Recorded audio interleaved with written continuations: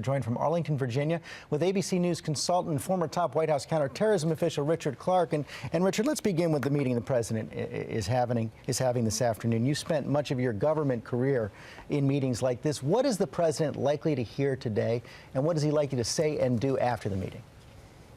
Well, George, this is a big meeting, but it's not a meeting at which heads will roll. There's been some speculation in Washington that someone will be fired, someone will take the hit for this, but that's not likely to happen, at least not today.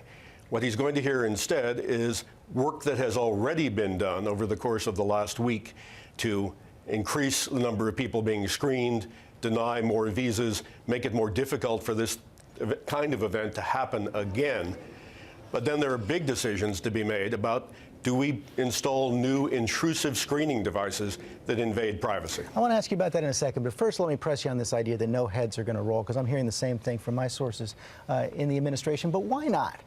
You had this failed Christmas bombing, but the bomber did get through, did get awful close. You've had the Fort Hood incident, which was a deadly, tragic incident. Now you've even got the security breach at the White House, 3 gate crashes at the White House. Now these are all discrete incidents, but does it point to a systemic problem of security that someone should be held accountable for?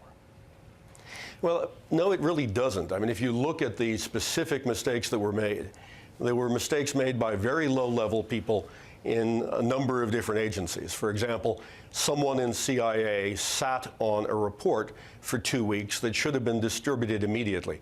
But that's not the fault of Leon Panetta. Is that the report from the bomber's father, the attempted bomber's father? Exactly. It came in from Lagos and it sat in CIA, was not distributed to the rest of the Washington community for a couple of weeks. And that might have made a difference.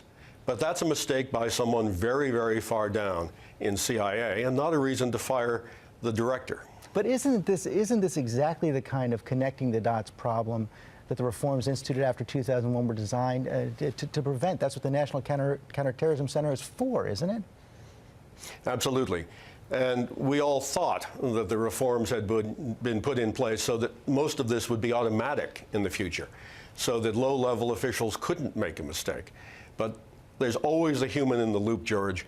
There's no automaticity in this. There's no software that can make it automatic. I was talking to a former senior intelligence official just the other day who said there have to be some pretty big fixes. One of them that he mentioned is, why not simply have these biometric devices at all the airports where they can look into your eye and tell whether you're you? Absolutely, and some countries do have that. All of these devices, all of these electronic fixes are expensive, they malfunction, and they give a lot of customers, a lot of travelers, a sense that their privacy is being invaded. This potential attack may be what we needed to get over those concerns, and we may see, a year from now, a lot more intrusive devices at airports. His second point is, we're spending all this time worried about passengers, but the real danger is in the cargo holds of those airplanes. Well, that's right, and Congress has demanded for years 100% screening of all cargo. We don't have it today. That's one of a number of things from the 9/11 Commission recommendations that have not yet been implemented. And I think what the president is going to be saying today to his cabinet members is, what haven't we done? What recommendations from the 9/11 Commission and from other experts have not yet been implemented? Let's plug all the holes now, instead of this pattern we're in today, where we wait for an attempted attack and then we close the barn door after the horse is out. Okay, Richard Clarke, thanks very much.